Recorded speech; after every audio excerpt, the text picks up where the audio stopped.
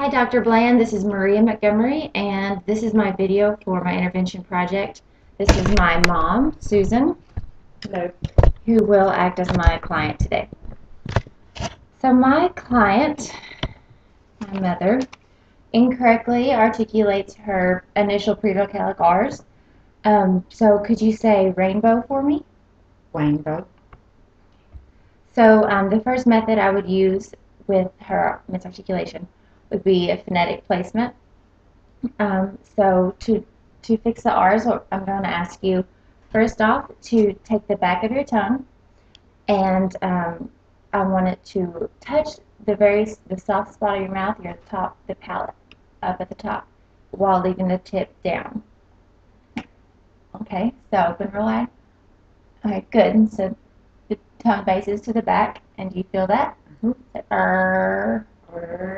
Okay, good. And this example of a retroflex position was selected because it most closely approximates her current production of her R, and so it just needs a little bit of fixing to make the sound right. So if you would like to, I have a mirror, and you can look at your own placement. Again, try to get the back of your tongue to the top of your palate and the tip down. Good. Good. Okay, and now take your hand, and let's say your bottom hand is representing the bottom of your mouth, and the top hand is your tongue. So retroflex position would be as if this was your tongue base, and this is the tip of your tongue. So it's down. Good. Okay. So I'm going to get you to make the correct sound just over and over again, and it could be produced like a growl. So it's like like a tiger. Okay, good. So it's like Now we're going to expand the sound and say ra, ra, ra. Ra, ra, ra. Okay, I'll try another one for re, re, re. Re, re, re. Very good. Okay, another method for articulation of the R could be sound approximation. So I'm going to start off by asking you to say the word carry. Rary. Okay, so try again. So carry. Carry. Okay. Okay, so remember that growl sound and the phonetic the placement of the tongue. So carry. Carry. Right. So we're going to use the approximation to really to prolongate the R sound in the middle. So again, do that for me. So hold that tongue position. Carry. Good. Okay, so again, for an example, a sound approximation would be to take her word carry, and we're going to create it with a new word where the when the R is in the middle instead becomes the initial R of the word. So I'm going to ask you we're going to separate the word into care and pause, re. So care. Care. Re. Good. Okay, do it again. Care. Re. And then we're going to create the new word for the second sound. So care, pause, read, as if you read a book. Care. Read. Good. Again. Care. Read. Great job. Okay, next up I would take the sounds that we've worked on for the R and work on generalization to different contexts, different words. I have a flip photo book of different sounds. There's different tabs for each one, and there's several photos of R sounds, and so we could go through those. So I want you to say red. Red. Okay. Race car. Race car. Okay. So then another thing you could do for generalization would be to Dr. Seuss books with initial R's are great. You can read those or any other method to tie it into real life events. So the next sound we're going to work on is her plosive P. She currently makes her plosive P sometimes with voicing, and she also incorrectly articulates it on the alveolar ridge. So again, we're going to first start off with phonetic placement cues. And I want you to, first we're going to use this tongue blade.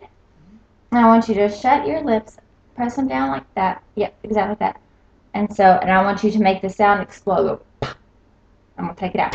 Good. Okay, do it again. So it's just with air, just like you did. Good. So did you hear how there was no air in there? I mean, sorry, no voice, just air. Okay. So now I want you to do similar. We're going to close our lips and let the air build up inside, and then it's going to explode out like a firework. So good. And this is exaggeration mode, which would be later faded into just a regular P without the puffed cheeks. So do that again for me. Good. Okay. Now I want you to blow a long breath, and I'm going to even hold the tissue in front of her face to demonstrate the air coming out. So just a long breath. Good. Now we're going to take that and break it into several P sounds. So you would take a long breath.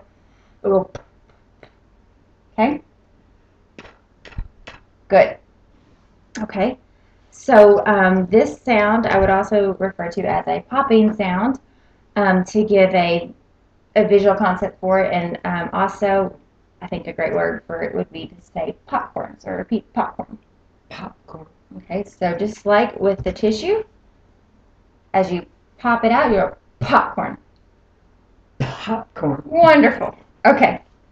Next, we're going to use sound approximation as the second technique.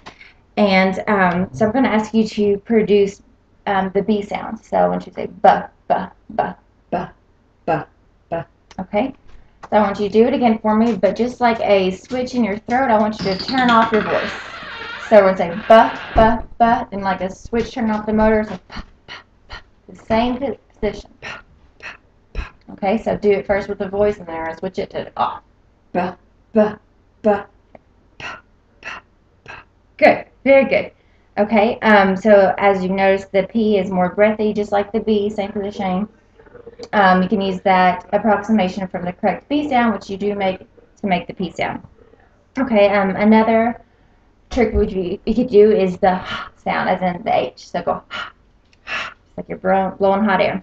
Okay, but this time we're going to use that H and break it apart to smaller segments. So go